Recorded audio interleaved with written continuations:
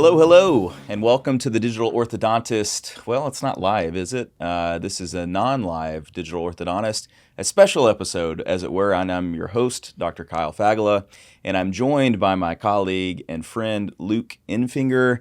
And if you haven't heard, our companies that used to compete, well, now we're merged.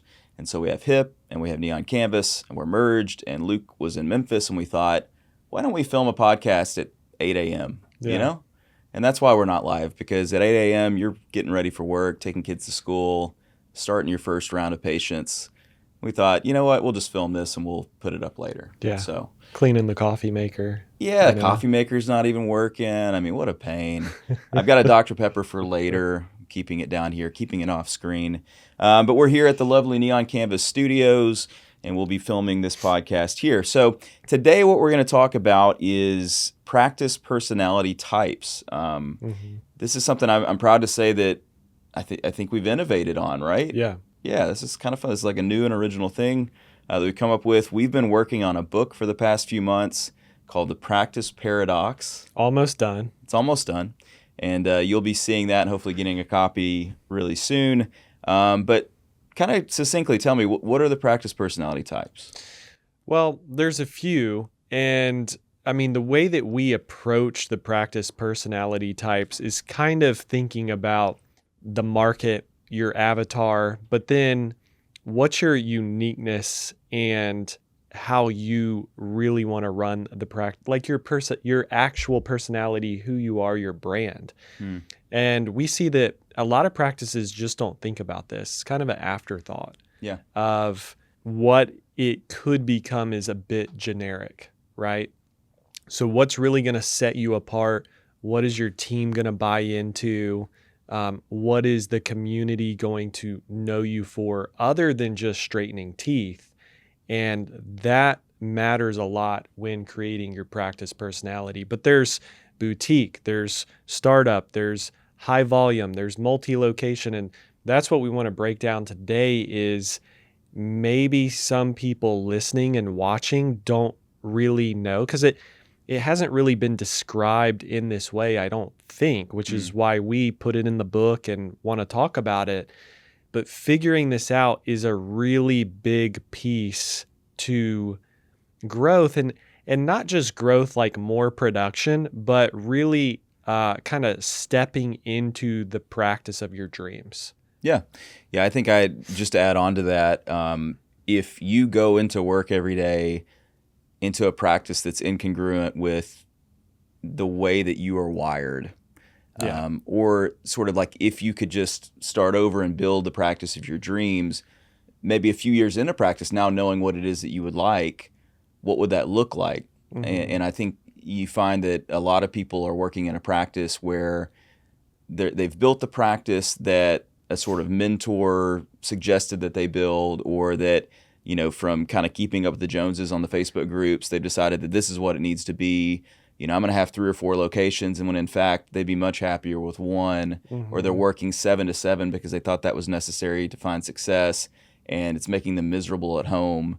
And so when you're misaligned with the type of practice that you've maybe, again, inherited and maybe even built, not knowing any better, it can make life pretty miserable. And so the practice paradox, as it were, and you know this, is why is it that we can be successful in one area of life, like in work, but not be successful in our personal lives? You know, and so that paradox is, how do we balance that? How do we find success in work, success in life, find an alignment between those things, and not necessarily even like a work-life balance, which is like a phrase that's used all the time, but it should all gel together. And so I guess there is a balance there. But that's kind of what we're getting at. Yeah. And I mean, I guess a good example to kind of open it up is we've worked with Dr. Connect on the hip side since 2020. Yeah. And she was working at a very high volume corporate practice and, you know, seeing 100 patients a day. So she could do that. But when she opened her own practice, that's not what she wanted. And she knew what she wanted out of the gate. And it was also just the aesthetic and the look and the vibe, you know, minimalistic, modern, black and whites with a few color accents, you know, all that stuff kind of matters. And I was just at her practice about a week ago, and I said, it's like you're not doing, it's not like one thing that's like, oh, this is the reason of your success. It's like 1,000 small things done right. And she's very big now into digital treatment, KLON, airways. When I was there, she saw 59 patients a day. And she was busy the entire time. And I'm like, hey, I haven't been in a practice where I've seen the orthodontist, like literally I didn't talk to her all day for the most part. She's like, yeah, when I'm not spending time with patients, I'm spending time with my assistants and elevating them and their work. And like, that's what she wants to do. And she's growing. She's doing really well. And we should kind of mention some of these personality types could maybe overlap. Yeah. Where you may not be distinctly, it's kind of like Enneagram, you have your wing. Yeah, of course. But it is kind of like that because she does have a boutique-y feel. It's higher fees, but she's also very tech forward and very brand conscious as well. Yeah. And then let me add this too. I think there's like 2 reasons why we bring these up and why I think it's important. And eventually we'll have like a little online assessment where you can find out what your practice personality type is. I mean, I think it's kind of like in the Enneagram. You can sort of read through them and sort of like pick which one you are, Yeah. I'm a 5-wing 6 for what it's worth. Do you know what you are? Yeah, but it's been so long since I've You don't taken wanna it, give and it I up. hate identifying sometimes with the 8. When I You're an took 8. it Okay. 5-6 years ago, it was like a 8 and maybe wing 9. Okay. You seem very convinced by that. It's very 8 of you. Yeah, Okay. at the time I felt more of an 8. I think if I took it today, I'd be different. And then I love Myers-Briggs. I'm an INTJ. Do you know what your Myers-Briggs No, is? I don't. No. Okay. All right. No. We got to take the test. Scott, do you know your Myers-Briggs? I'm very big into predictive index, So I and don't know what that is. I'm a venture on predictive index. Yeah. So We love personality tests, don't Yeah. we? 2 reasons why I think this is important. First reason, from a mental health perspective, from a burnout perspective, it is important to me as an orthodontist and as someone who cares about people that if you're in a practice that is burning you out, that you don't show up to work every day and feel aligned with, like understand that there's different ways to do this and that you can rebuild your practice.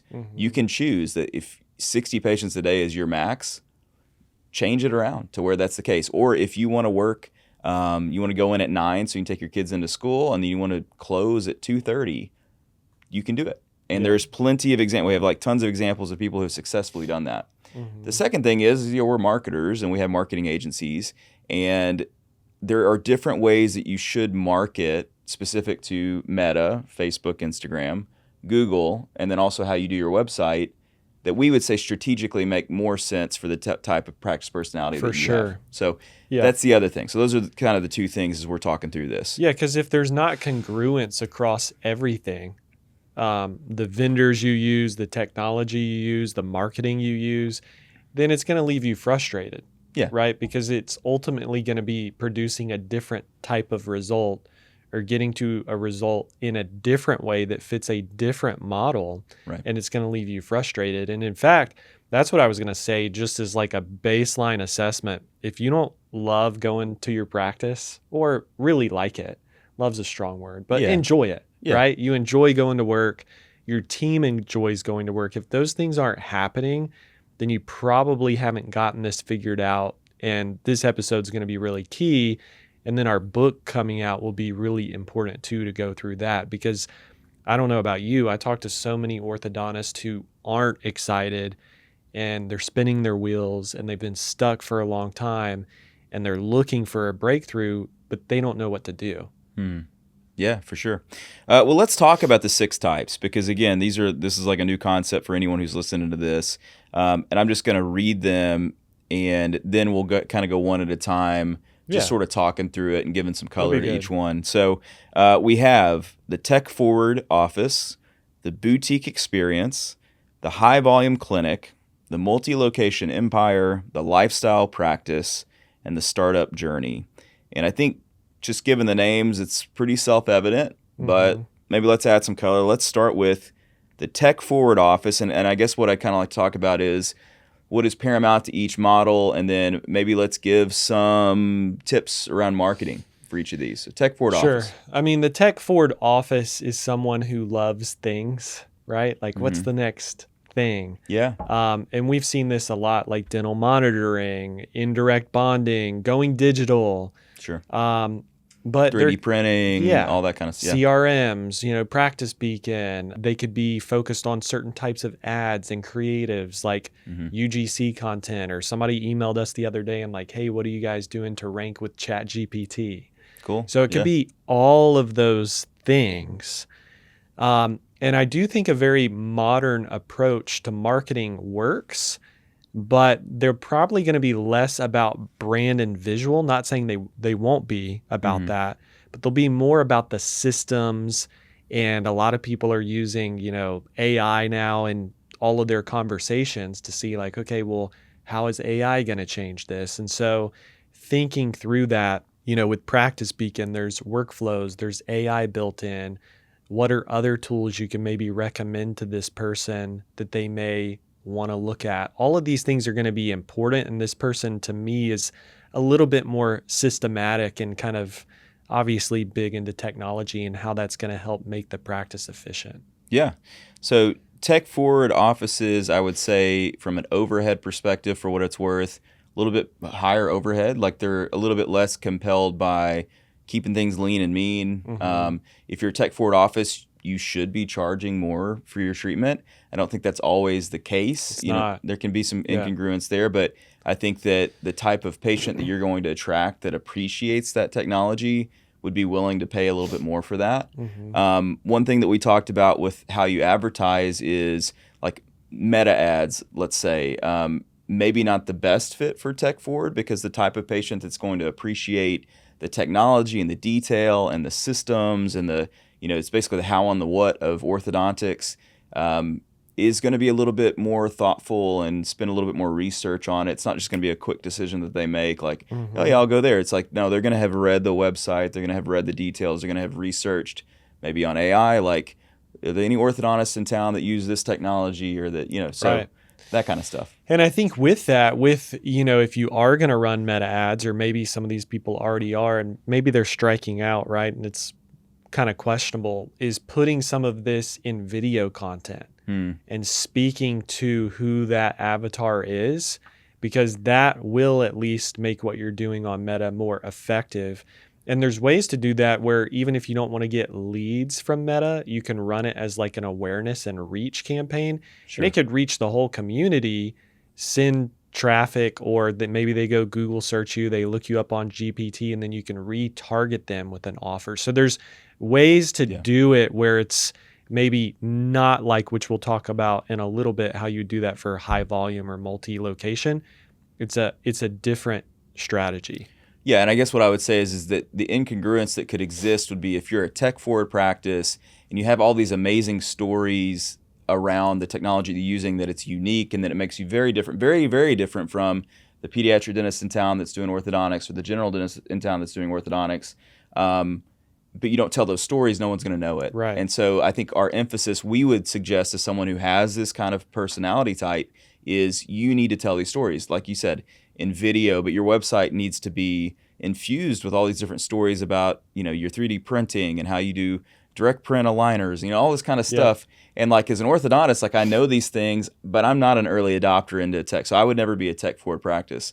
But of those doctors who are, that are using lingual, that are doing all these kind of crazy things, you got to tell people that. And so if you're running ads as if you're a multi-location empire and everything is $1,500 off and all, that doesn't need to be the kind of ads you're doing. And I think that's why we're saying maybe a little bit less on the Meta side. Not to say that you can't use it. Sure. It's just that shouldn't be your primary wing to go into the market. Yeah, and I think the biggest thing is what you hit on is congruence. Like if you're tech forward and your website's crappy, like that doesn't say that you're tech forward. Correct. So how would you have congruence in all areas, even if you're going boots on the ground and you're doing like a bridal expo? What's the headline that is going to make them think, oh, I know what this person does and they're different. They value technology. Yeah. And that technology is going to help me because it's advanced and it's going to be less time and it's in maybe some cases better results, or seamless experience. And so you need to think through those things where you're not just going somewhere and it's like braces and Invisalign. Yeah. Generic. Yeah, because I also think the average consumer or potential patient or parent of a patient assumes that all orthodontists are the same. Mm-hmm. And so until you do that storytelling, they're not going to know that there's any difference. And I think probably the average tech-forward office is all these things and people have no idea. And maybe until they get into it and then they think, oh, this is pretty cool. But I think there is a way to market oneself such that you can have the practice of your dreams. Like if you're really into tech and you want to be all on the latest and greatest, you deserve to charge for it. You deserve to be rewarded for that. You don't have to see 100 patients a day to be successful. You could see 40 patients a day and take home $1 million, $1.5 million and be very successful if you choose to storytell and market correctly or in alignment with. So that's the Tech Forward office. That's a fun one. Maybe we could just hit too with each avatar, maybe some of the downfalls we see. Oh, okay. Because I've seen when people don't go all in on this model and you're still traditional and trying to be tech, like it doesn't work. You can't have efficiencies with human capital, which is one of the pros. If you're really infused with tech, you maybe could run with 1 to 2 less people, possibly. Absolutely. Another thing is adding too many tools. I see so many doctors tinkering. Again, they like things. So what's the new thing? Tinkering. And I'm like, oh, well, you spent like 50 hours on this month. It didn't save you time. It added time. And so knowing what tool do you need if you're going to explore a new tool? If there's maybe a better tool, how do you vet that tool without just replacing it and thinking it's better and then it's not? And so kind of knowing your tech stack, I'll say, is really important, and knowing that you're not going to need 1,000 different apps. You don't need to over engineer it. You need to be careful about how you think through those things and make sure that it's not only saving you and your team time, this is all about the patient. Sure.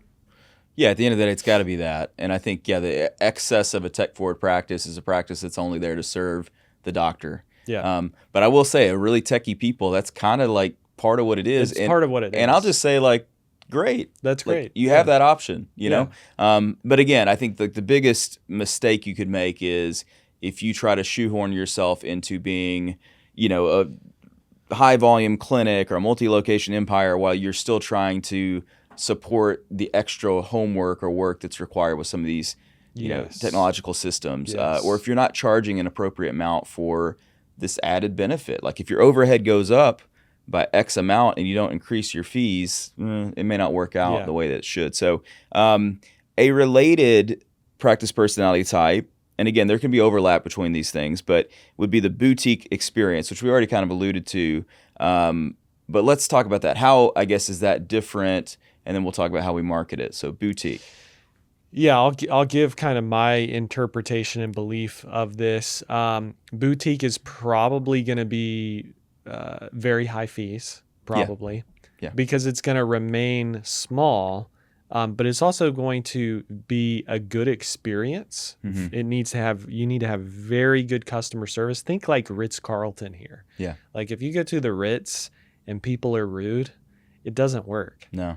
And so, maybe, again, I don't want to get into downfalls too soon, but we'll kind of talk about that here in a minute. And staff is really key with the boutique practice. But I gave you an extreme scenario before we started filming, someone who was in Georgia, charges about $20,000.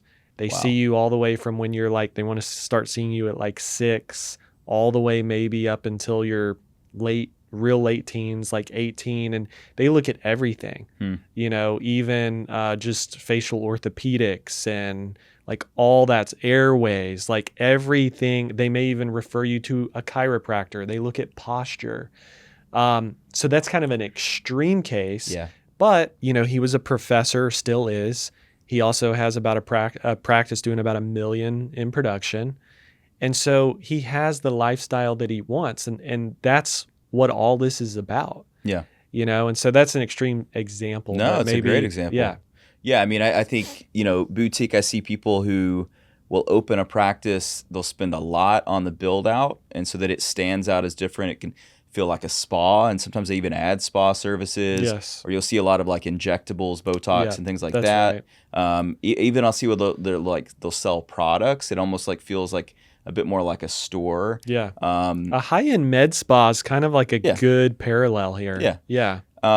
But in keeping with that, also the patient that would go to that would be drawn to that does want to spend more time with the doctor. So like the consultation process, I've seen some of these boutique practices where the doctor does the whole thing. They're taking the photos, they're walking the patient through this, they're doing, right there, the evaluation, all that, and they may spend 30 minutes with the patient. And so how many patients can you see in a day if you're doing that?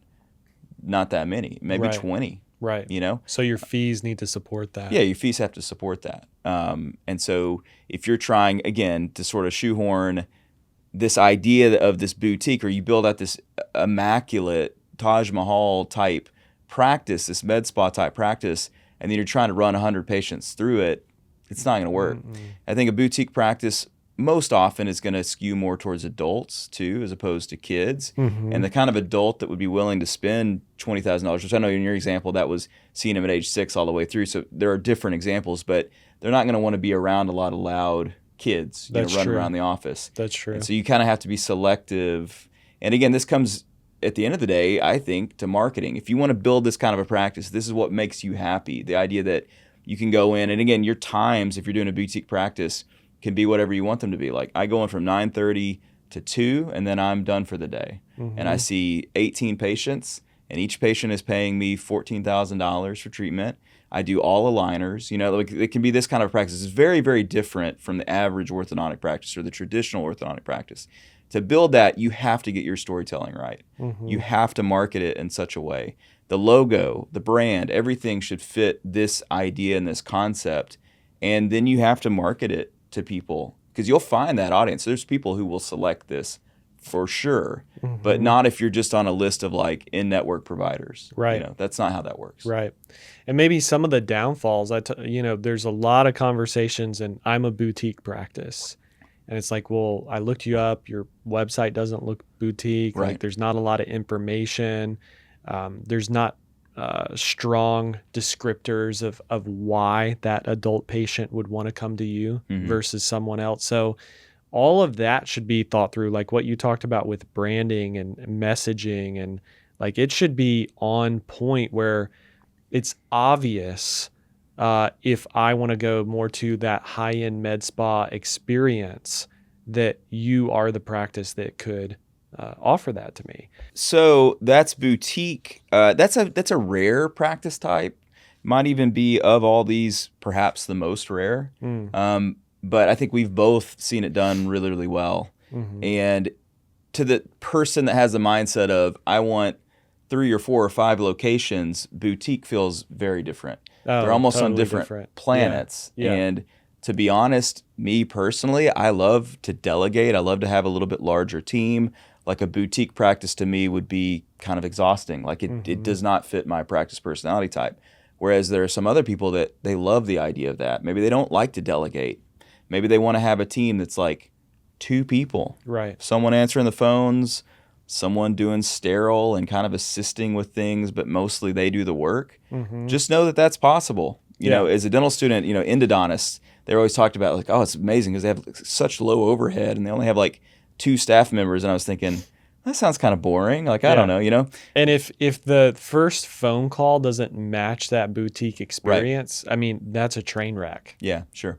No, you're right. Yeah, everything's got to, again, we keep saying congruent, but everything's got to be congruent with that model and that approach, and it should feel different.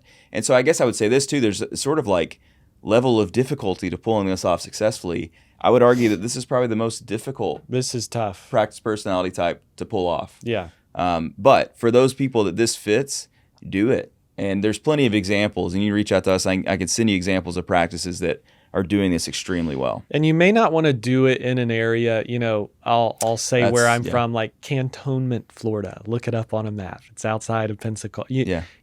I'm very big into biohacking. I have tons of biohacking equipment. They tried to get me to open some biohacking center. And I said, no, because I don't think the demographics here. Right. I think I'd be spending I don't need another business, but let's just say I did it passively. There would have to be other things like functional medicine or med spa type services. It couldn't just be biohacking because people there don't know what that is. Sure. They don't value that. And so you may not be able to open this type of practice anywhere. You may have a smaller practice in Cantonment, Florida. Yeah. But this boutique-y thing has to be valued by the market or a certain percentage of the market. Yeah, in the same way that you wouldn't open like a elevated chef's table restaurant in Same thing. Cantonment. Yeah. Like it probably wouldn't do that Drive well. by, it's like Chili's and Applebee's. Yeah, we got to deep fry some stuff, you Yeah. know? That's a great point too. So usually you'll see a boutique practice in an urban area that's Yep. in a wealthy area in a bigger city. That's right. Or in a upscale suburb or something like right. that. So, okay, so we've gone over, let's see, tech forward office, the boutique experience. Again, a little bit smaller practices. Let's completely change it Okay. to a different type of practice personality type, which is the high volume clinic. And a high volume clinic is one that doesn't necessarily have to be multiple locations. It could be one location, but let's say it's 1 to 3 locations and you're seeing a lot of patients in a single day. And maybe to see that volume, you're expanding your hours. And so this one will strike a difference between the multi-location empire, which is, by the name as it would suggest, multiple locations, and then the lifestyle practice. These three are like sort of similar, but the lifestyle practice is going to protect the lifestyle as it would suggest That's right. a little bit more. That's right. So the high volume clinic, kind of at its extreme, I should say, is going to be seeing a ton of patients. Yep. You would see this a lot with like a pedo ortho kind of situation too. And I mean, doctors that Maybe even a low fee model. Sure. You know? yeah, I mean, I think Ben Burris, you know, if we want to bring up names like that, like those people, those types of people Yep. Nailed that model. Yeah. You know, I went to a practice in Salem a couple years ago and similar model, low fee, and they were seeing, you know, 120, 130 patients a day. The practice owner had even knocked out her office to put in another chair. yeah, And so there's just like people it was random the way the chairs were turned, but they were fitting people in wherever they could. It was a single location doing about 11 million in production. it's crazy. You know? It's amazing. Yeah. Yeah. So who fits high volume clinic? Like what kind of like practitioner or personality type is this good for? It's someone that is very goal driven around growth. Yeah. They have this insatiable kind of appetite of like more. And you know, they're not they don't get stressed out by working more and being around a lot of people. I think that's key. Because you got to be around a lot of patients. You're, like I said, you're continually wanting to grow. You may be, your churn may be higher internally. So you're turning Sure. over team members because some team members are just not going to operate within this. And so your training and systems has to be good too, because you got to be able to onboard people quickly and they have to be able to keep up. So it's someone who can kind of multitask without getting stressed out or getting tremendous anxiety, because you got to operate within this daily. And if you can't, like, this is not going to work or you're going to implode. Yeah. And I You think along those lines, I'm an introvert. And I think for people who are introverted, a practice like this can really like be soul sucking a little bit. Could be. And so I go home on my lunch break and I'm like, I just need to be in a dark room for a little bit. You know, Yeah. it can be kind of difficult. So this would be a better fit conceptually for someone who's extroverted, that loves to be around a lot of people, that's really energized by coming to the practice and having a million things going every which way. Yep. And You so, may have to onboard an associate, depending on, you know, volume and production. You may have to do that. Like you said, it could be ortho peds. There's variables to how this type of thing can work. In the high volume, like you said, I mean, there's tons of examples of single location, but I do think a lot of people in this model start to think about multi-location, multiple doctors. yeah, it eventually evolves. Yeah, and I don't want to just bash this, but I will say before I go more of a positive direction, you hear names like Mills, Yeah, yeah. or corporate, and that is it can be the stigma here, so you have to be careful. But we've seen it done really well where people still have good experiences. The offices still look great. Patient flow is good. Quality of care is really, so you can do this and still do things really well. It doesn't mean that you just slash your fees and Sure. see a ton of people, but that is also a way of doing this model. Yeah, and you can be really profitable Yeah. because you've got the scale. I think this practice personality type or this type of practice, high volume, it can fit accepting all insurances. Yep. And I think And that probably should. and probably Yeah. should. Which I always argue that being in network with insurance is a type of marketing. It is It is 100%. for sure. You are giving up a certain portion of your average fee to be listed on this insurance provider list that will attract patients. And Yeah. this is also like you got to think of it. There are types of patients and families for whom this is a great model. Yeah. Because ostensibly there is more convenience, there are more times offered. Again, maybe they're open 6 p.m. or 7 p.m. This is great for working families who both parents work. They can't take their kids in at 2. They wouldn't work with a boutique practice because also they're looking for their insurance benefits that they work really hard to achieve. And so like, well, I can go to this practice and hey, 6 of the kids on the soccer team also go to this practice and they have a good experience. And so this can be perfect for someone whose personality type is they want to be really known in the community. They want to serve people. It's not to say that, well, they're just high volume because they want to make a ton of money.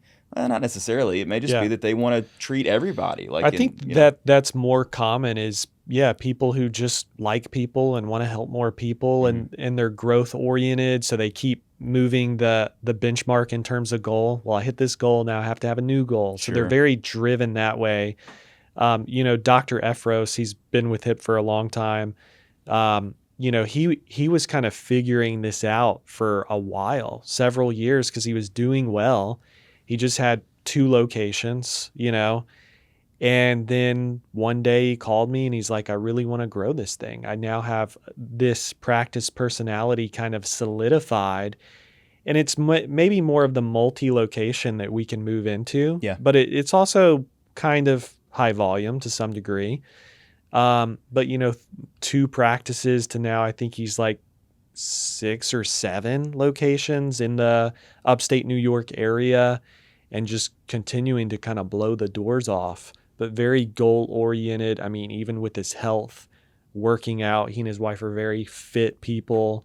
Things don't stress him out. They more so excite him. So this is all very important if you want to go this direction with your practice. Yeah. So let's shift into that because I think, again, some of these work as like an evolution of sorts. And I guess it would be important to say that your practice personality type certainly can change. Oh, it can, as 100%. You start one thing and maybe in the middle of your career you do another, and then by the end of your career it's something totally different. I think you just need to know as an orthodontist and as a business owner, you can change it. If you yourself change and your practice doesn't change, then it's going to be, again, incongruent. The word of the day should be like on Sesame Street where like there's like confetti that goes up when we say incongruent. Yeah. That's a good point. I was just talking to an orthodontist who's thinking about exiting. And so putting together their exit strategy, and it's more of a high volume type of practice now, but the conversation was around, well, when I exit, obviously I have to stick around for a little bit, but then I'm going to open a practice closer to my home and it's going to be very boutique, high fees. So there you go. Yeah. And I also know orthodontists that will have a high volume or maybe multi-location empire, and then they have sort of standalone boutique practice. I mean, so there's all kinds of different ways to skin this cat. Of course, hopefully if you're sitting there and you're in a practice where it doesn't fit, you start to maybe fixate on something that could be a better fit.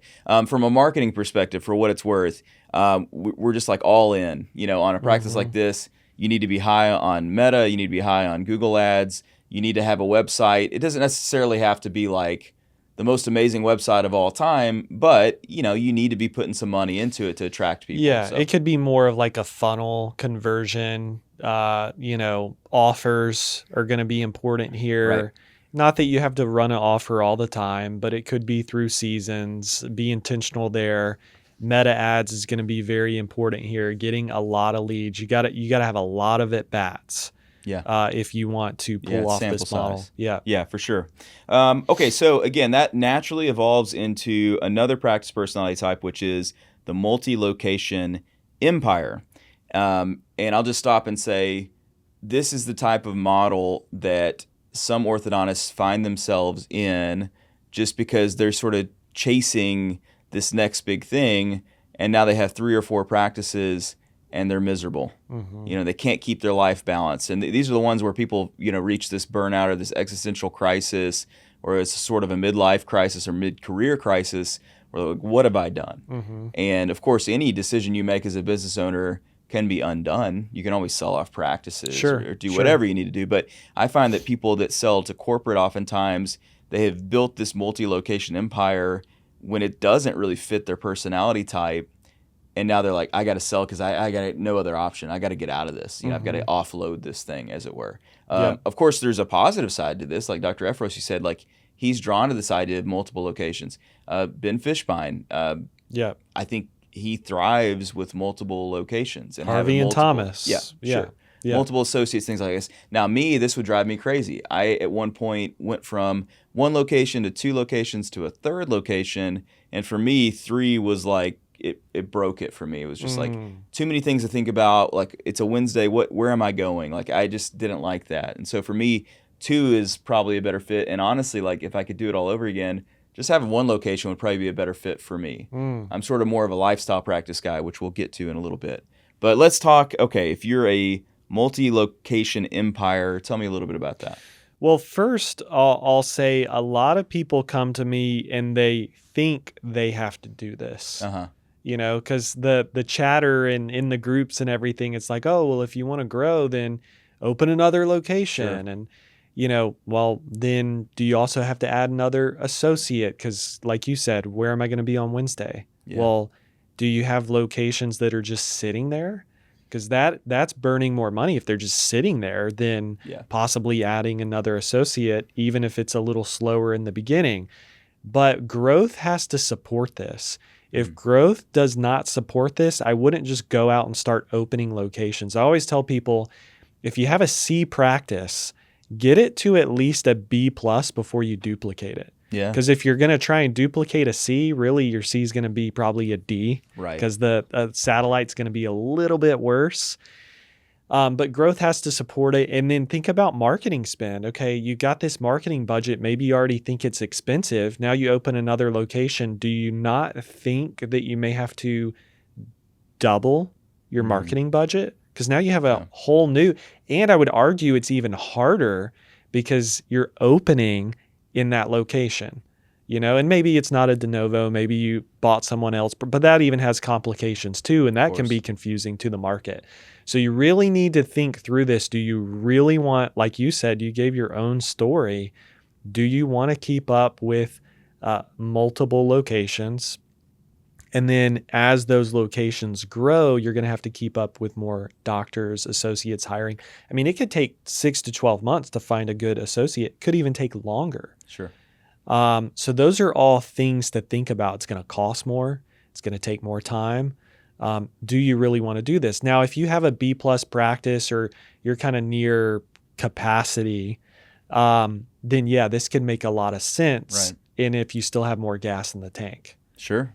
Yeah, or if your personality type fits this. Like maybe it's the type of orthodontist that finds that they don't like to work at the chair.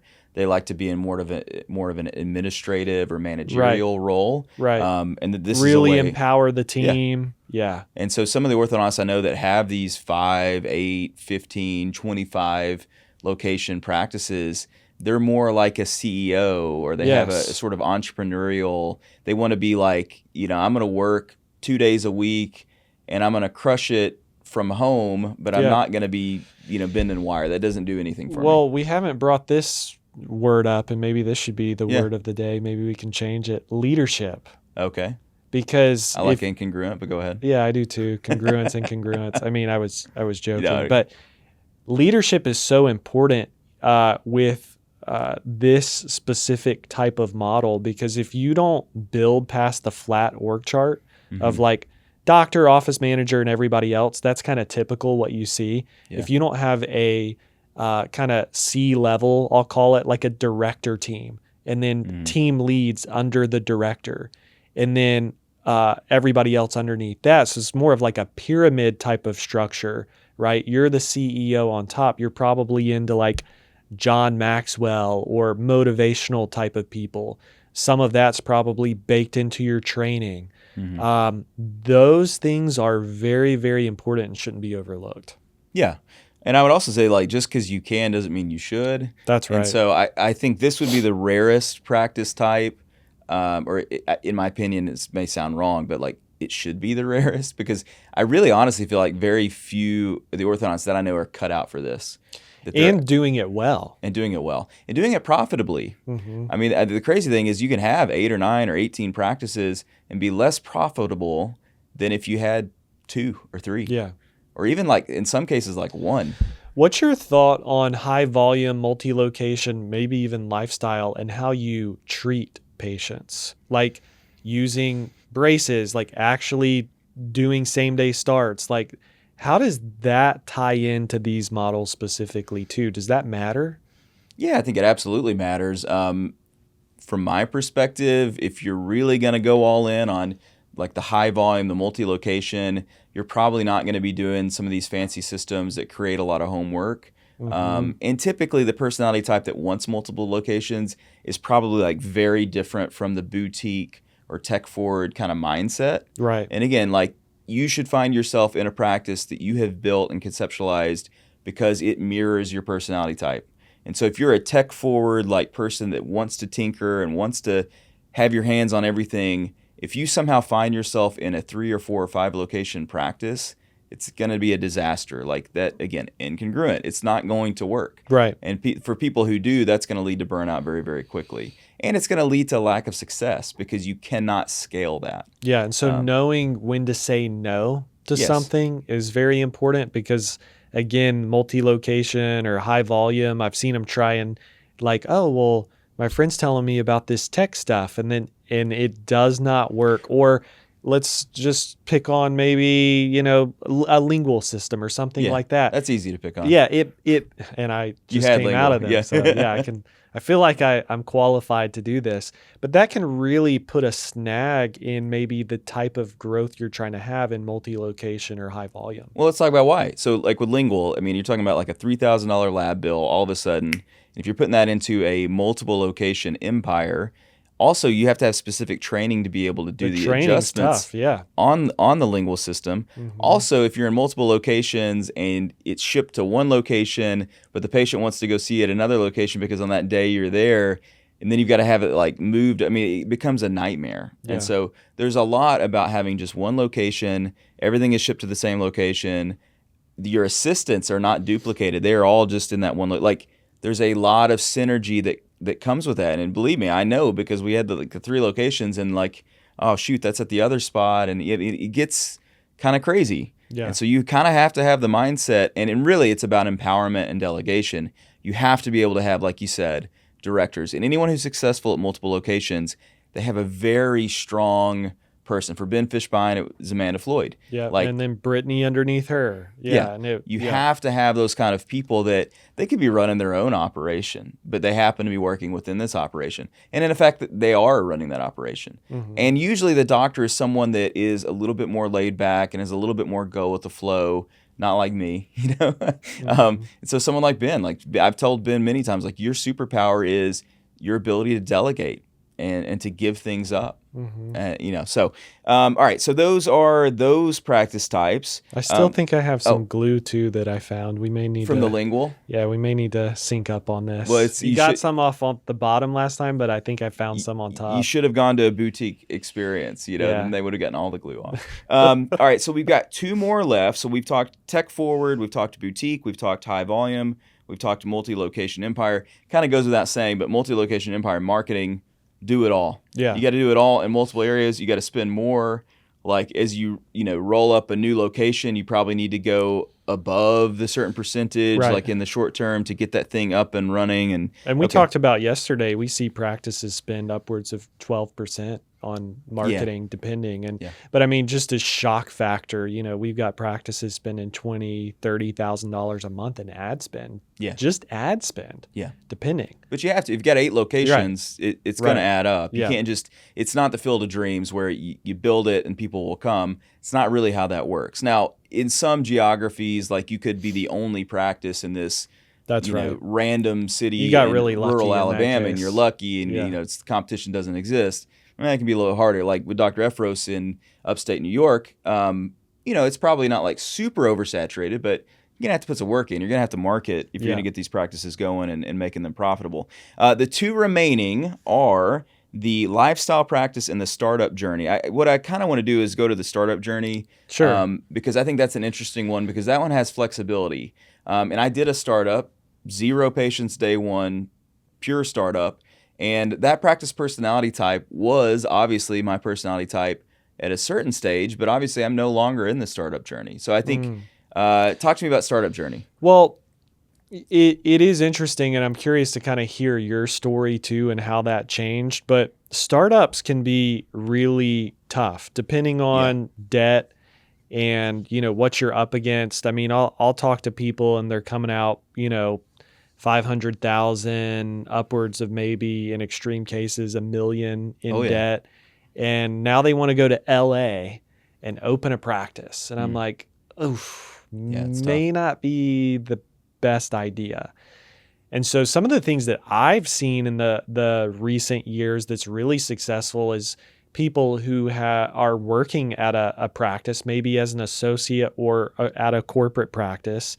They've been saving their money. They're still young, and they've been able to put a business plan together for maybe a year and a half, and they've been thinking about this. They've been intentional on the area.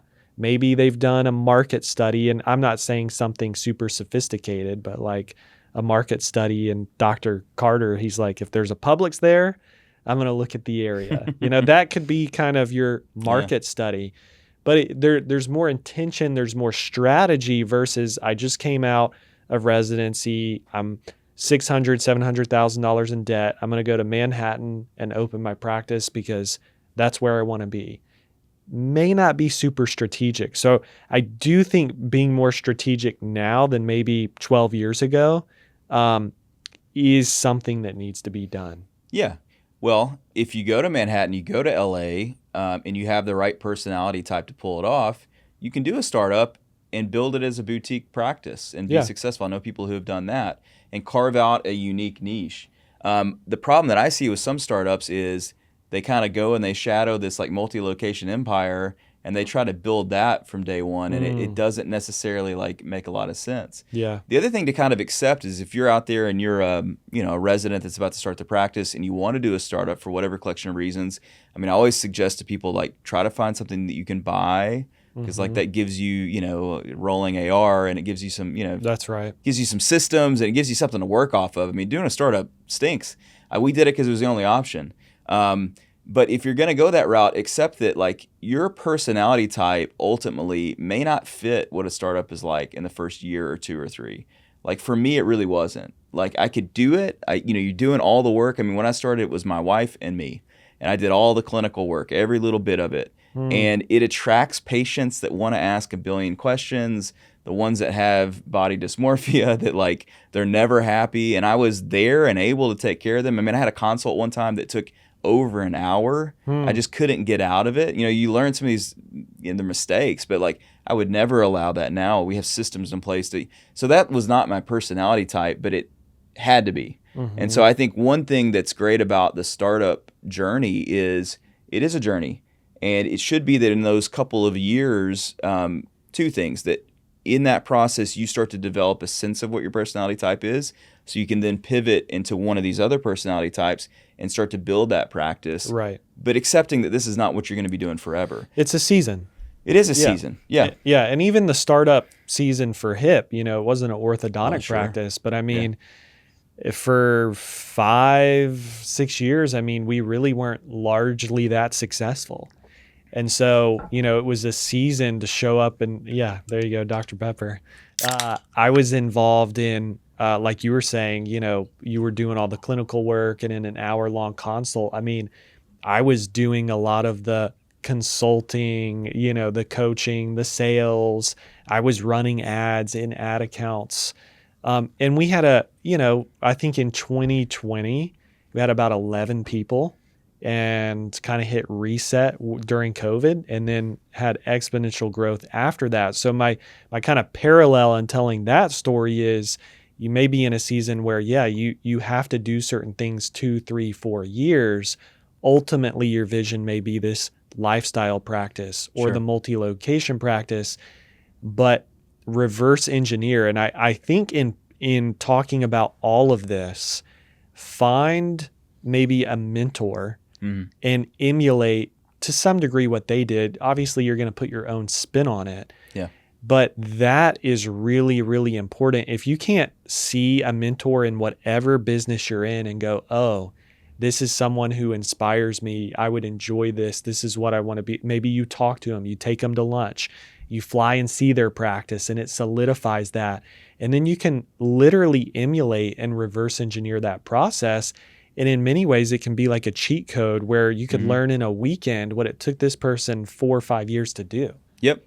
The other thing is that one thing that we did that on this side of things, I'm very glad that we did do, is we never went in network with insurance. And I think that's like one thing that I see with the startup practice is you're desperate to have patients. And so you just do everything. And one of those big things that I'm not a fan of is in network insurance, because I think you're sort of chaining yourself to something that's really hard to get off of later. And I innately knew that I wanted what I would call a lifestyle practice eventually. I knew I didn't want multiple, 6, 7, 8, 9, 10 practices. That wouldn't work for me. And so one of those things was I want to have a healthy fee and I want to maintain that. And so that has allowed us to keep our numbers at a reasonable number and to be able to protect schedule. And I work 3 days a week. I'm not working Saturdays. I don't work 7 to 7, things like that. Because I know that in a startup, maybe you think, well, the only way I'm going to be successful is to add Saturdays or to go 7 to 7. Once you do those things, you can be stuck. Now, ultimately, you can undo that. You can change those things, but that's just something that I would caution someone against. Another thing that's powerful, in addition to going and shadowing a mentor, and people are always willing to share and always willing to mentor, is to take another job. And so I think working part-time in a different type of practice can also be informative for to sure. what you want to do, and 100%. also a lot of times what you don't want to do. So for what that's worth, let's jump into this one, the last one, the lifestyle practice. This is one that's intentionally designed, I think, to fit really what we call the practice paradox. I'm not saying this is like the best model. Maybe I feel it is because it's the one that I like and it's the one that I choose to practice in. But it is built around the clinician's personal priorities. And so your schedule is going to be a little more compressed. There is going to be premium pricing. It is an attempt to integrate work-life balance. That's right. Yeah. So what's unique about this model or this practice personality type? Well, I mean, I think the big thing here is the drivers for this model, which is, I'll just ask the question, who wouldn't want more time? Who wouldn't want more freedom? Who wouldn't want more choice? Yeah. As a business owner, I think we all want these things. And this model really lends itself to this. But I think also it can be easier said than done. It's kind of a delicate model to pull off. Yeah. But some of the people I see doing it really successful, like you said, they protect their schedule. Maybe they're 3 days a week. They're not going to be the highest fee, but they are going to be higher than probably high volume or multi-location. For sure. The area is going to be important. Like you have really good areas in Memphis, and maybe you can kind of talk about some of that and how you were thinking around that too.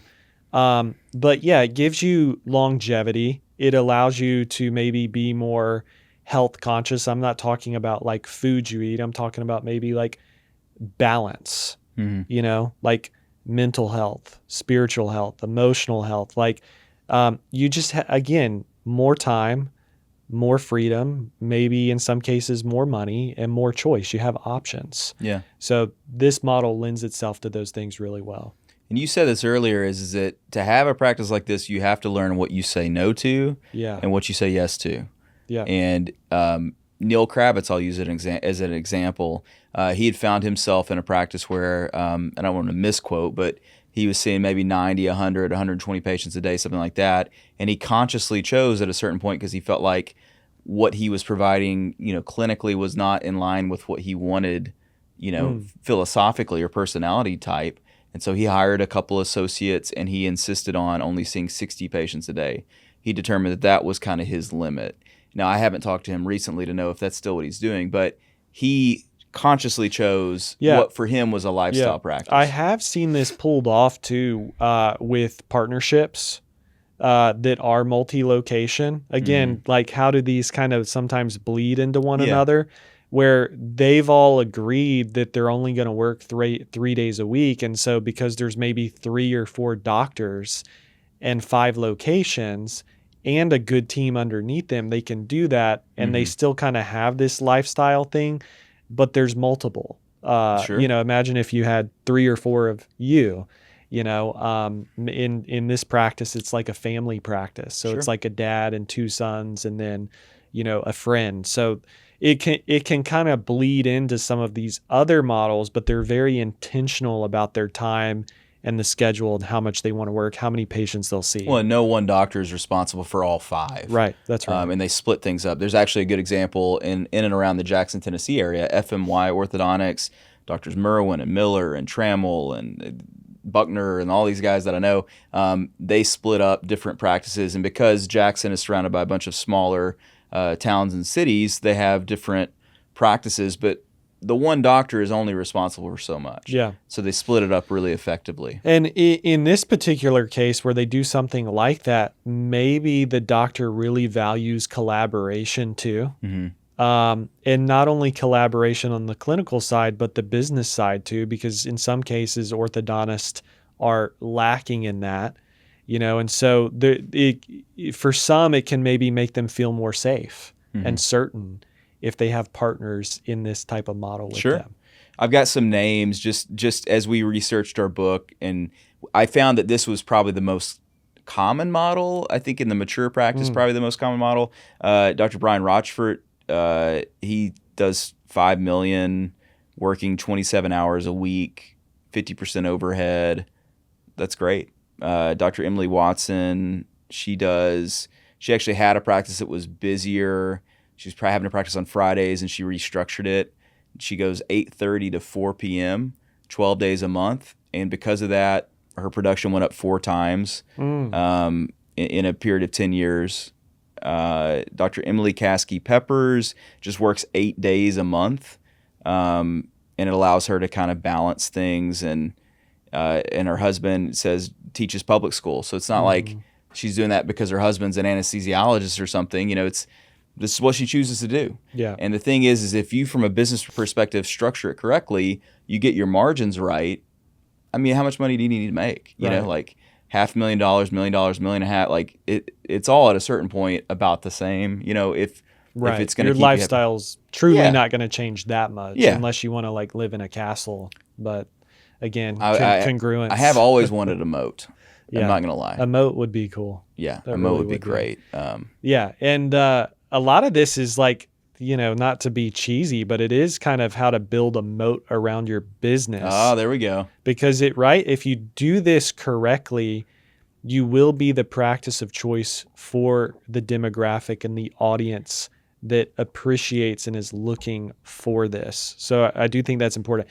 And touch on marketing with this model. How is this different than like the high volume? Well, high volume is all in. High Meta, high Google, high website. Right.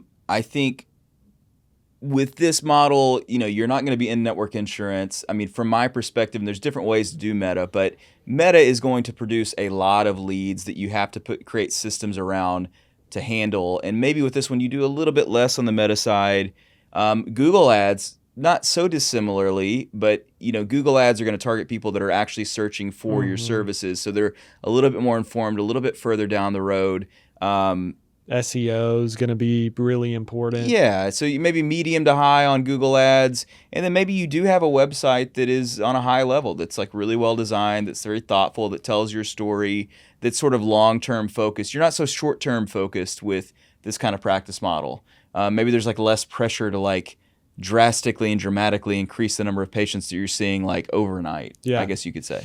How do you choose your locations, your areas? Yeah, you ultimately choose it. I mean, you want to find a place that can support it from a cost perspective. Right. Socioeconomically, you want to have at least medium to high. Yeah. You want to put yourself around schools. I mean, that's like kind of self-evident, but yeah. Yep. And I think you don't worry about necessarily within reason how many orthodontists are around you. Like, I think you ultimately, like if you see on a good street intersection, you have a McDonald's, a Burger King, and a Taco Bell, like they obviously knew that the Burger King was there and they still opened. Yep. They picked that interstate because it's a good interstate. And so I think in a similar way, you want to pick an area that has the potential support. And I also think, and it sounds maybe crappy to say, but not everyone can build this type of practice. I mean, I think you do have to kind of have a magnetic personality, or you have to have a capacity to build a practice of this size and scope. I mean, and so you have to be marketable. And if you don't have that personality, you have to be able to empower people around you that do. Yeah. That can kind of make up for the things that you don't have. Sure. For me, that's like my wife. I mean, she has like a big, bright, loud. She's an extrovert. Yeah. She's not loud, but like she has the kind of personality that makes up for the things that I don't have. Sure. And I think, going back to Ben Fishbein, I think he and Amanda are a great yin and yang, and I think they complement each other very well. And so it can be hard to pull that off. Did that make any sense? It did. Okay. And my last question for you, after you get some water. This is Dr. Pepper, my friend. Oh, is it? You poured Dr. Pepper in yeah. there? Right in the mug. Nice. I like it. So good.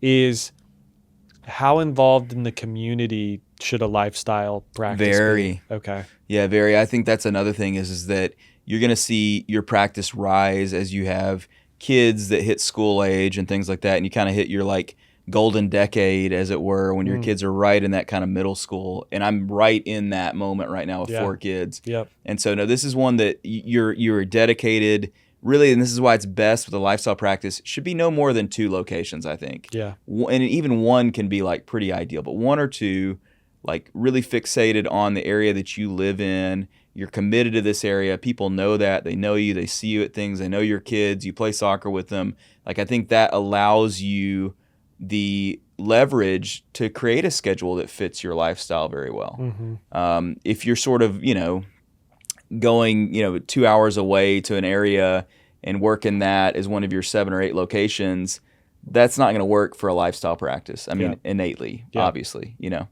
So, and again, these are only so perfect as descriptors, but I think as an orthodontist that's built a practice that's gone from a startup to a lifestyle practice, that at a certain point could have gone multi-location or could have gone super high volume and has chosen not to. And how do you not go high volume? Well, you charge more. Mm-hmm. Like you sort of self-select a little bit. Right. How do you not go multi-location? Well, you just don't do it. You say no to things. Sure. And so I think that's how you kind of decide. And don't find yourself several years into something that doesn't fit your personality type. Yeah, and put this down on paper. Create something that makes sense to you and it's in alignment with what you really want to be doing. And again, it could just be a season. Maybe the vision is I'm going to do this for 5 or 10 years, and then I could transition and do something different. It doesn't mean that you're going to be doing it for 40 years. So Sure. I feel like we talked about a lot, We did. and hopefully it's valuable to those listening and watching. Yeah, and I'm going to end with this quote because I like it. Stop building someone else's practice and start building yours. Because the question isn't whether you can afford to align your practice with your authentic personality type, but how much longer you can afford not to. Yeah, that's good. Yeah, that's nice. All right, so our book is coming out, at the time of this filming, a month and a half, 2 months, something like that. So this fall, if you're at a meeting and you see us, come and say, hey, where's the book? Ask, because I think you're going to love it. It's a practice paradox. It's got a beautiful cover. Yeah. I'm I'm excited very about it. Yeah, I'm Yeah. excited about it. Yeah. For me, this is my first book. You've done multiple books. That's right. I'm going to have some children's books, but this is my first like long form, like, Yeah. it's like 320 pages or something. Yeah. It's pretty exciting stuff. So, It is. And I would say this, if you feel like we've missed a practice personality type in the mix of all this, which surely is Give us possible. some feedback. Yeah, I would like some feedback. But maybe we have like still a week to refine the book.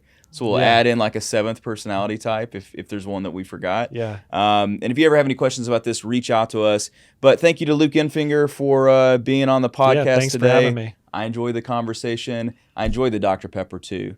And hopefully this wasn't too incongruent with your schedule as you watch this. But we will see you very soon on the Digital Orthodontist. Thanks so much.